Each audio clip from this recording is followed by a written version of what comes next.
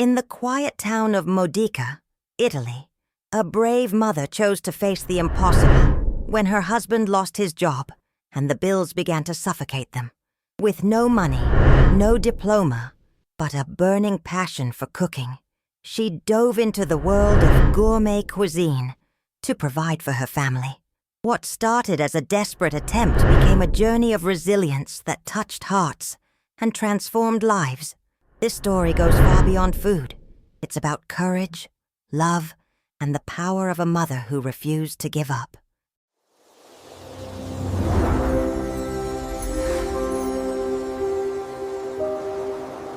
In the small town of Modica, in southern Sicily, where the scent of artisanal chocolate floats through the alleyways and time seems to move slowly, lived Antonella, a woman with a serene gaze, hands calloused from work, and a heart beating with love for her family.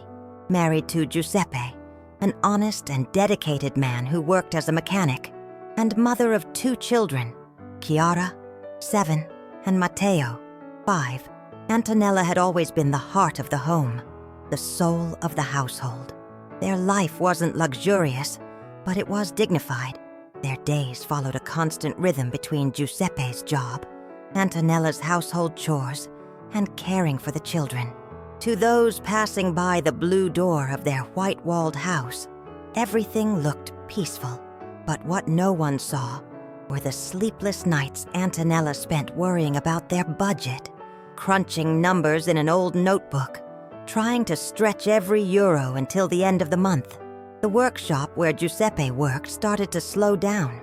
With the opening of a new auto center in a nearby town, customers began to dwindle. The company, already struggling, eventually shut its doors. Giuseppe came home one cold November morning with a lost look in his eyes. He didn't need to say a word. Antonella understood everything just by seeing his expression. They said maybe they'll reopen in a few months, but it's not certain, he murmured, barely audible. Antonella held his hand tightly. She knew Giuseppe's pride had been wounded. In Sicilian culture, the man was still seen by many as the main provider, and losing a job was more than a financial loss. It was a wound to the soul. But she didn't let him sink. In the days that followed, Antonella took on the role of the family's shield. Although she didn't have a formal job, she had always cooked with an uncommon passion. The pastas, the risottos, the sauces, everything she made tasted like care. Food was her way of loving. She then remembered the afternoons she used to spend with her grandmother, a sweet woman who had taught her the secrets of Italian cooking, ancestral recipes, and the invisible touches that turn a dish into an embrace. But that wouldn't be enough. She knew it. She needed more, something that would set her apart. She couldn't just do what everyone else was doing. One night, while Giuseppe slept exhausted and the kids were in their rooms, Antonella stayed in the kitchen, a candle lit, a cup of coffee in her hands. She thought a lot, and like a spark, came the idea that would change everything. Learn gourmet cooking. What if I became a real chef? She whispered, as if testing the idea aloud. At first glance, it seemed impossible. She had no diploma, no resources, but she had a hunger to succeed and an unshakable love for her family. The next morning, she began searching for free online courses, videos, study guides. She discovered the world of renowned chefs, French techniques, bold fusions, and she fell in love. She studied while the kids were at school, while Giuseppe looked for work. She hid her notebooks in the pantry, as if they were sacred secrets. As weeks went by, Antonella began to practice. She used simple ingredients but tested refined techniques. Mashed potatoes became aromatic foam. Grilled fish gained a herb crust and citrus touch. Her small stove became a laboratory. Giuseppe noticed the changes. Sometimes he'd comment, "This tastes different today," like something from a fancy restaurant. She'd smile without revealing too much. It wasn't time yet. She wanted to be sure she could turn it into something real. One day, Chiara came home from school talking about a food fair that was going to take place in the town square. It would be in 2 months. A chance for small producers and local cooks to showcase their talents. Antonella's eyes lit up. Could I really participate? She wondered, heart racing. But how? She had no startup capital, no structure, only her hands, her faith, and that stove that already knew her tears and hopes. Still, she decided to try. She contacted the organizers, explained her idea to set up a booth with original dishes inspired by traditional Sicilian cuisine with a gourmet twist. "Do you have experience?" they asked. She hesitated, thought about lying. But no, she answered truthfully, with a courageous sparkle in her eyes. "I don't have a diploma, but I have passion, and I won't disappoint." The organizers, impressed by her determination and originality, gave her a chance. From then on, her life turned into a whirlwind. Early in the morning, she helped Giuseppe with the kids, then studied more techniques. In the afternoon, she cooked. At night, she tested recipes. The kitchen table became a tasting space. Matteo and Chiara were the most honest critics. "Mommy, this sauce tastes like a hug," Chiara would say, licking her fingers.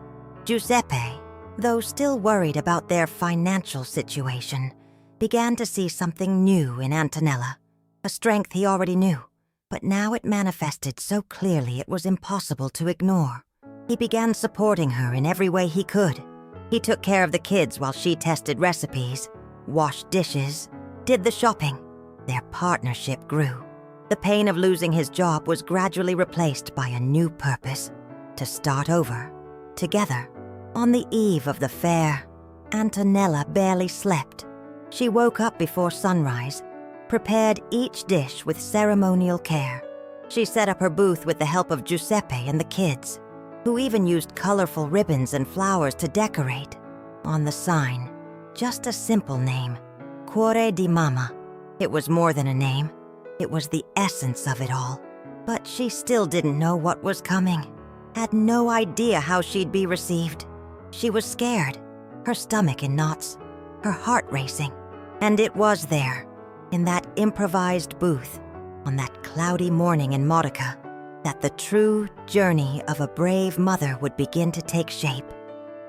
The sun had barely touched the stones of Modica's central square when the first people began approaching the Cuore di Mamma booth. The intoxicating aroma of tomato sauce with fresh basil, combined with the lightness of Sicilian lemon risotto, caught the attention even of those just passing by.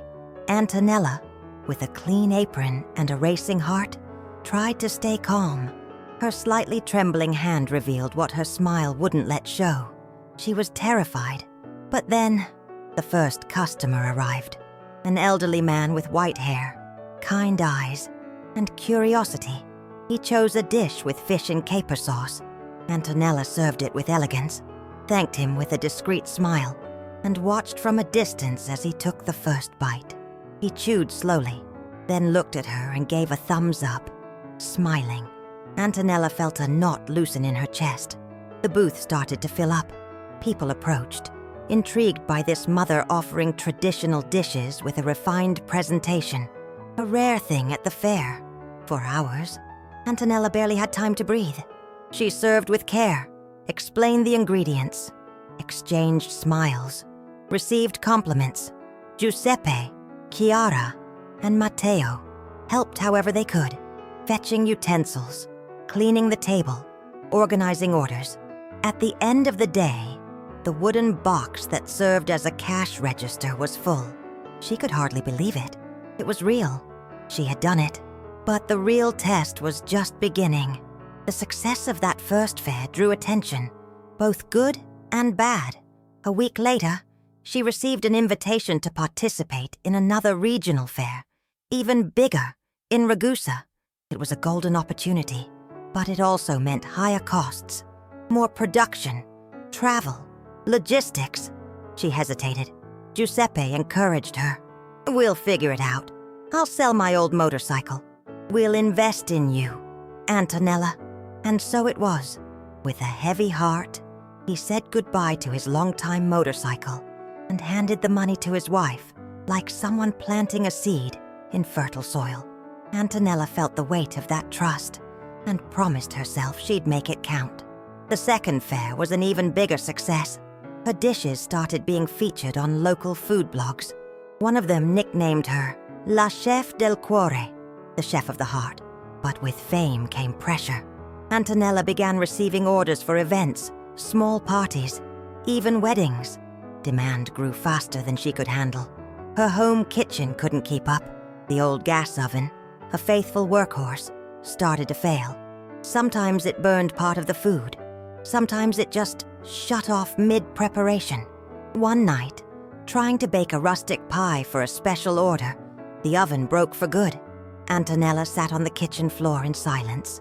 Giuseppe walked in and found her with flour-covered hands, eyes filled with tears, and a sigh caught in her chest. "I'm trying so hard," she whispered, voice trembling. "I know," he replied, kneeling beside her. "But even the strongest storms pass. We'll get through this too." The next day, she used part of the payment from an order to buy a new oven, smaller than she wanted, but functional. With every decision, a sacrifice, she cut costs wherever she could to keep up with the orders, slept little, ate poorly, and still, the flame didn't go out. But her body began to protest.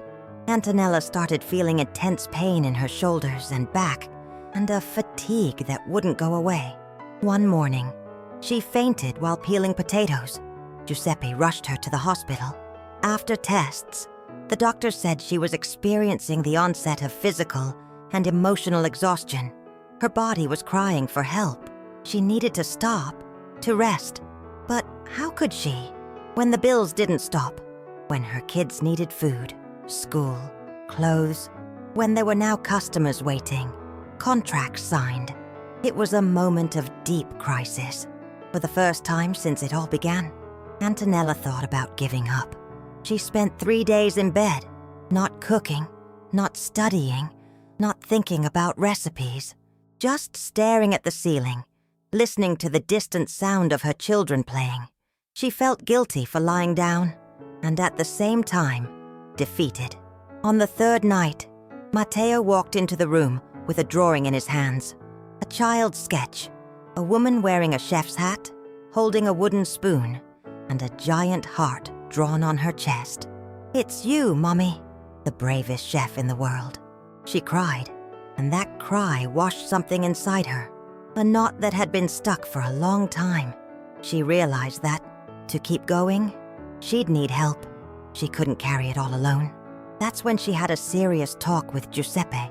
He suggested they convert part of the garage into a small professional kitchen, something simple, but more functional.